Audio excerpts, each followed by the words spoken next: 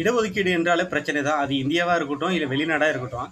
நம்ம அண்டை நாடான பங்களாதேஷ்ல 2018ல 30% சுதந்திர போராட்ட தியாகிகளுக்கு கொடுக்கப்பட்ட வேலைவாய்ப்புக்கான இடஒதுக்கீடு ரத்து செய்யப்பட்டது. அது மீண்டும் இப்ப தற்சமயம் பார்த்துக்கிட்டிங்கன்னா, அது வழங்கப்பட்டது. இதனால அங்க மாணவர்கள் எதிர்ப்பு ரொம்ப அதிகமாயிடுச்சு. இந்த மாணவர்களோட எதிர்ப்ப சமாளிக்கிறதுக்கு கலவரம் மூண்டுச்சு. இந்த கலவரத்த அடக்கிறதுக்காக பங்களாதேஷ் ராணுவம்லாம் குவிக்கப்பட்டாங்க. இது என்னன்னு பார்த்தீங்கன்னா, 1971ல தான் பங்களாதேஷ் சுதந்திரம் அடைஞ்சுச்சு. இந்த சுதந்திரத்துக்கு இந்திய ராணுவம் பெரிதும் உதவியது. இதனால அந்த ஷேக் ஹசீனா அவங்க தான் வந்துட்டு பிரதமரா இருக்காங்க.